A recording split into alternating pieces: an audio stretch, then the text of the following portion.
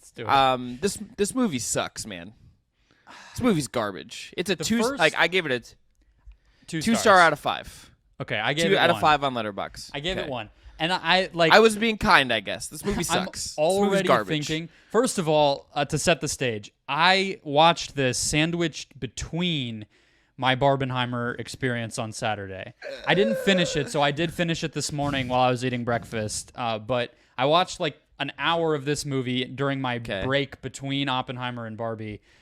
So really weird palate cleanser. Maybe that contributed. Jack Harlow is a Ken. Jack Harlow is a Ken. Yeah, that's very fair. So yeah, I did not like it. I will say I told my wife because she was sitting there while I was watching it at that hour or so yesterday. I told her the first 15 to 30 minutes, I literally said, this is better than I wanted it to be. Like, it's catching my attention because like the beginning is just charm, right? And I actually feel like Jack Harlow, and I don't know how to say the other lead's name. And I feel bad. Sneakwa Walls, I think. Okay. Sneakwa, is that it? I don't know. I think so. Okay. I feel bad, but I've never heard it said. He's not that big of an actor. We'll call him Kamal because that's his name in the movie. Yeah. They're just able to like charm it up and like be bro-y and like kind of, be on basketball courts and kind of joke around. And I was like, okay, like this kind of has the vibe of the original movie a little bit. And then once it has to generate emotional stakes, and like the basketball pressure gets ramped up, it just is the most corny, absurd, ridiculous thing. I have some specifics here, but did you like the original White Men Can't Jump? Like, do you have a relationship to that movie? Did it matter to you? Do you like it? That's a cable classic for me. Yeah. The last time I actually had watched it before I rewatched it after watching this one. Okay. Was I watched it at Summer League in 2021? It was like that and The Purge were on back to back at like midnight when I was in my hotel room, and I was just like, okay, I can't go to sleep, so whatever. Mm-hmm. The first one has a lot of charm, and it has the benefit of having Woody Harrelson, Wesley Snipes, and Rosie Perez. Like it's just like that is exactly the thing. Is they made this movie a joke before it even came out. Like they made it seem like the original White Man Can't Jump was some sort of like campy, dumb movie, and it's like it's silly. It is not like Woody Harrelson's Oscar reel of like when he passes away 50 years from now and we're all sad that Woody Harrelson is gone. It's not going to be playing clips from that movie probably, but it's a beloved movie that's well acted and like a legitimate real movie. Whereas this one, it's like you're putting a pop star who's never done a single thing on film in his life, and that's what, like, come on. It was blasphemy from the very beginning. Yes. Also, just here's the other reason why. R.I.P. Lance Reddick, a king, one of our best actors, and he's just like in this movie for like 5 minutes, and it's just like, what? The hilarious, hope he got, and it's weird that he passes away in this movie. Like that's just an unfortunate. Like I'm sorry to spoil it for people. I don't feel too bad, considering that like obviously in real life the timing aligned where we did. Well, he died. Yeah, he died. Well, he died right before John Wick 4 came out, which I thought was going to be the last time I saw him in a movie, and I was like, okay, and now like, it's this nonsense. It's White Man Can't Jump. But the most insane part of the entirety of his storyline in this movie is that literally basketball kills him. Yeah, he tries to play basketball one last time, and that like flares up his disease of multiple sclerosis and whatever. Like, what are we doing? Basketball. Here's a like you're making it too high stakes. Like the original is like veering on a little bit excessive with how like seriously they take basketball. This one was just like absurd. Jack Harlow has a line shortly after we find out the fate of the dad where he says, "You don't need therapy. Basketball is your therapy." That's a line in this film. Yeah. Well, Brendon, there's also a line in this movie that I do have a few positive things to say, and I actually have a pitch of how I'd fix this movie. Okay. I do have a pitch of how I'd fix this. Do you remember the line? Well, number one, he says, P.T. Anderson, our greatest living director. Like, that Spike Lee. Like, who the fuck calls Paul Thomas Anderson P.T. Anderson? I've heard that said, but also the context under which he says it, like the way he frames Paul Thomas Anderson as like what his importance is in society. I'm like, have the people who wrote this script ever watched one of his movies, or did they just want to plug in a white director to be the difference between him and Spike Lee? It's that. They reverse engineered it, and I was just like, "What?" Jeremy, Jack Harlow's character in this movie, would never have watched a Paul Thomas Anderson movie. The only one he has ever watched is Boogie Nights because there's a bunch of sex in it. That's literally the only one he's ever watched. Yeah, maybe Magnolia because he's like very highfalutin, and he's like therapy, whatever. Yeah.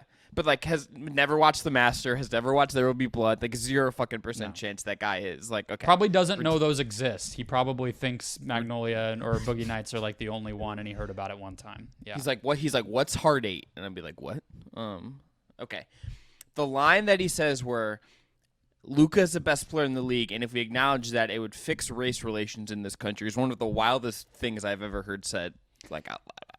I don't feel fully equipped to comment on the racial discussions in this movie, but they are so over the top, especially from the Lorenzo dude, the non-Vince Staples buddy. Oh, we're gonna get to Vince Staples because he is just like every scene in the writing ends with him doing some sort of little clever quip about race in America, and that part which of is it a really Kenya Barris thing.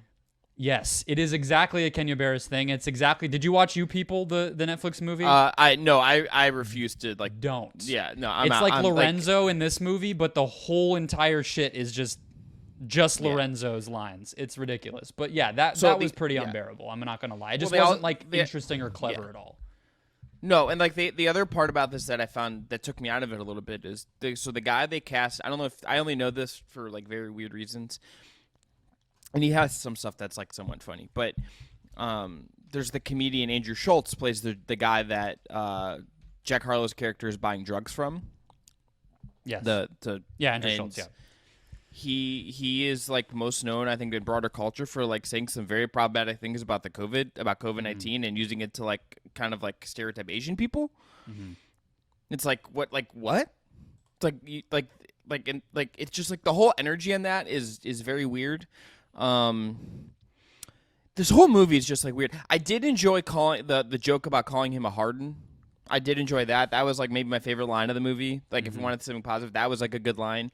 Shout out to Vince Staples. I want to I'm a Vince Staples let's do best and worst cameo because I have that in here. There's a few, not as many as like Hustle, but no, it's not really a cameo, but it kind of counts. No, but he got great robs. We should rob him, send him a message. I like Mildred. She cool. I just like Vince Staples. Have you watched Abbott Elementary? No. He's in Abbott Elementary in season 2. And like I love Vince Staples. One of my favorite rappers. Nobody looks or sounds cooler than Vince Staples. Like you'd put him on screen and I'm like, all right, I'm jealous. Like he just has it. He's awesome, and I just really enjoy him getting like. He was at least like somewhat enjoyable to me in this movie. The best cameo to me is Tyler Hero at the end. That's it. More than the Blake. Good. It's that one. Especially if you know that him and Jack Harlow are like boys. And because he has a song called Tyler Hero, and then like, and then it's like playing on how Tyler Hero is like secretly a complete asshole, which I don't believe, but it's just funny. The Blake Griffin one was too short to count, but it was kind of funny when he's like, this counts as charity or like volunteer hours for me, so smile for the picture or whatever. And he did produce the movie. Like he was like part of the production team of the movie, so like it makes sense that he's in there. Yeah, it's funny. All right, I have my main, most hilarious, most insane thing that I can't believe did not. Maybe it did already go viral online and I missed it, but I don't think enough people watched this for virality to happen. So, at the beginning of the film, there is a scene, the intro scene where Jack Harlow, who is shooting like TikTok content with one of the kids that he's training, meets Kamal, the Cinqua. It's Cinqua or something.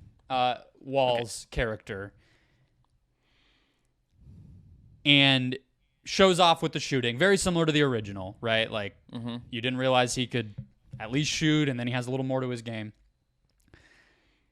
Which is my last nitpick that we can get to after this. So he shoots, speaking of Luka, one of these, like, at the very end of that scene, like the punctuation mark on that scene, is he shoots like a floater 3, like off one leg.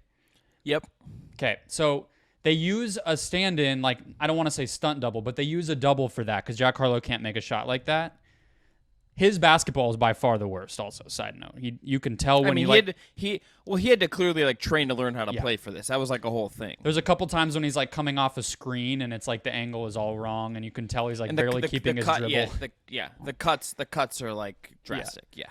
The drone shots with the basketball also a really like unnecessary little flourish in this movie. So that shot of him making the floater 3 at the end of that introductory scene, he is using his right hand.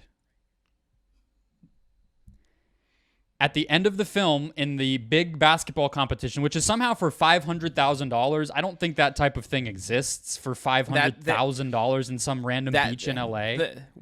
What I assumed in my head is that was actually getting paid out in Bitcoin, and then none of these guys actually made any money because the value of Bitcoin plummeted. That would be closer to the original, because that's the other thing missing from this movie is everybody. It's like the happiest possible ending, which is not how the original like fully ends. They Disney-fied it. They Disney-fied it. Yes. But so there is a scene in which Jack Harlow takes a shot, the Jeremy character, but it's actually Jack Harlow and not a double, and the man shoots left-handed. They got the hand wrong from the beginning of the movie to the end of the movie. They didn't get a double who actually shoots the same hand with the same hand as Jack Harlow. Like, how does that make it through enough rounds of edits on Hulu to be put up in a real freaking movie? That is the most, like, oh my God. I literally went back and then I tried to screenshot it, but then Hulu doesn't let you screenshot, obviously, with copyright stuff. Hilarious. Movie's garbage. All right, here's how I would fix it to get it from like I'm going to change my Letterboxd grade, Brendon, to like a 1.5. I'm docking it half. Okay. I went to, and someone who like Sean Fantasy has not talked about this in the big picture, but he gave it a 2, and I was like, okay, if Sean gave it a 2, I'm just going to give it a 2. It's not going to be talked about on that program. I'm just sorry to let you down. It's only us. We're the only guys on the content block for White Men Can't Jump.